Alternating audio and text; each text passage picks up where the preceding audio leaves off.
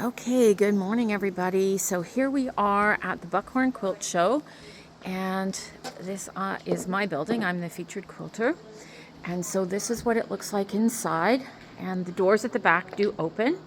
So I'll give you a quick peek, and we'll start with this quilt. So all the quilts in this room have been touched by machine embroidery in some fashion. So this is Elizabeth Hartman, the North Stars, and what I've done here is embroidered the name of every one of the animals onto the quilt. And then this is a quilt. This is my rainy day fun. It is actually a giant word search puzzle, and it was featured in the Needle Pulling Thread magazine, and there you can see the quilt. So I used an online generator, a word search generator, and each of the letters has been embroidered, and then the quilt was proofed before it was sewn together. So the next one is my row by row experience quilt. And so these are license plates from 2015 row by row. And what I did with them was put them together and wrote a story. So there is a story. I will post a picture so that you can actually read it, but it is kind of fun, and incorporated the license plates as part of my story, and whatever else letters I needed or words was done with the embroidery machine. And so then this quilt here is called Harvest Sky, and it was featured in the Love of Quilting magazine, and there it is. And in this case, the center of the Ohio Star is in a machine embroidery. This one here was done for Quilt Social. Again, the center of that is an embroidery pattern, and I made that wall hanging. This one here is from a challenge from a guild a number of years ago, many years ago, and I had put some embellishments on it, so there's little clock faces on there. It's called Midnight at the Garden, and these were my little embellishments, butterflies, which kind of disintegrated over time. And so I have just recently made these new 3D moths that are going on it, and they will be, currently they're just pinned on, but they will be 3D embellishments on there. And then here is a table runner. Again, the top of this has been done with machine embroidery. Another table runner, again, some machine embroidery for quilting. Just a sample of some labels that you can do with different sizes of fonts. We have a rock on there because it's a little windy when the door is open. This next one is a Kimberbell quilt. It's called Hello Sunshine. It is not finished, not quilted. There is the bag of embellishments that go on after. And again, parts of this was either embroidered, embellished, or pieced, as in the case of the flying geese, on an embroidery machine. This one, next one is just plain squares of fabric, or squares of plain fabric, and all of the quilting was done on the embroidery machine. So the top was pieced, and then it was quilted block by block on the machine using a metal hoop. This one up here is a mini farmer's wife, and it was quilted edge to edge on an embroidery machine. This one down here is a word sculpt. It was done for Quilt Canada 2023, and it was done in the software and then stitched out on the embroidery machine. And then on the table, again, some little table runners. So the center of this is machine embroidery. This is another table runner, and it was quilted on the embroidery machine. And it's pretty amazing because that's what the back looks like. And so you can have beautiful machine embroidery or quilting done on your embroidery machine. And again, this you can embroider the circles, bringing in decorative stitches as well for embroidery. This quilt in the corner was featured on Fons and Porter, the television show a couple of seasons ago. I forget the season exactly, but in this instance here, we have the center of the Ohio Star was again done with an embroidery design. Up here, we have some yarn embellishment that was done with the embellishment attachment. The background is scrappy. Down here is my entry for the Cherrywood Challenge this year, which did not get in, but that was fine. But all of it was designed in the embroidery machine, in the software, and then was stitched out. So most of it is, the color is done with thread as opposed to fabric, but I love the jellyfish. They're very, very cool. And then there's my Dream Big panel.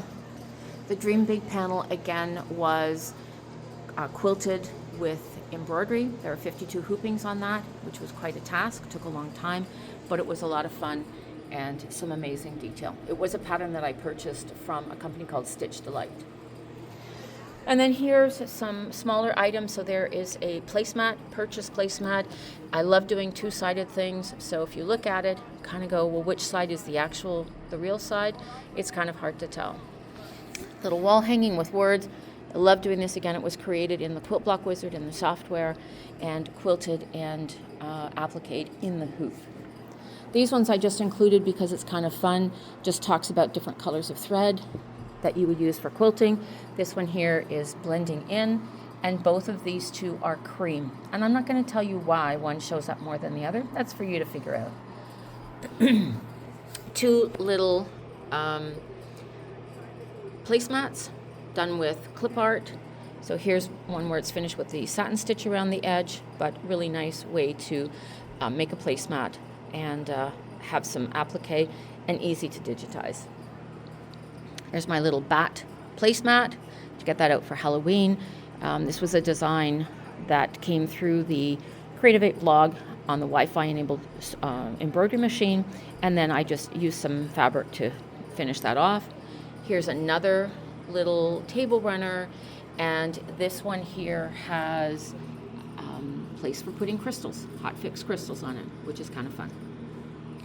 All right, and then these doors normally are open, but they're closed at this particular time. So we pop over here, again, another Halloween theme. So this is Halloween Town by Anita Good Design, and all of these blocks are machine embroidered, including the sashings and the cornerstones. This took me years to do. There are 25 blocks, and each block took 3 hours to stitch.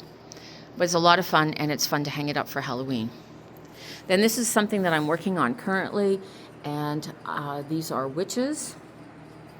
And this is ribbon embroidery using the embellishment attachment, and so it's really kind of fun.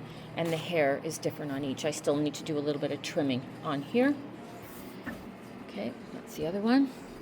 All right, and then over here we have I Spy. So this was a pattern from Possibilities. I did this quilt many years ago when I was so brand new to machine embroidery. It's probably one of the first quilts I did, and now it is finished. So that is kind of cool, and it is pieced. It is not a panel. So the next one is the group quilt. If anybody was into a Mississauga Quilt Show many, many years ago, 20 years ago, this quilt actually hung as a top only. And there was 8 of us that worked on the quilt. The quilt top has been together for a long time. I recently quilted it, and then my vision was always to add some 3D elements to it. So I have made some 3D leaves. So these are currently just pinned on, kind of auditioning them to see if I actually like them or not. There are some moths as well, so I made some in that coloring, and I made some in that coloring, and I'm actually really liking it. I think I'm going to make a few more. There's some flowers I would like to add, as well as probably some more insects. So I'm on the hunt for some 3D insects for that. This is my green tea and sweet beans, or whatever the name of the quilt is. It's a Jen Kingwell. We taught this class online. The center of it is done in sewing mode. I did not like the border, the original border of it, so I took the flowers from the center and digitized the flower and the leaf, and then I created my own design. So I have a single flower, a double flower, and also a triple flower, and then positioned them around, and they were the images were cut on my digital cutter, and then the whole thing was done in embroidery mode on my embroidery machine. So it was way faster, but it did require very good use of all the positioning tools. The next one is 150 Canadian women. So we've had to fold part of the quilt over because it was too big. 150 blocks in this quilt, leaving 6 empty spaces. I did see someone online had written the name of the quilt on to the front. So that's what I did as well. And I took the original font from Kat Tucker's instructions and digitized it and then embroidered it on using a virtual hoop to design it and then putting it onto the quilt.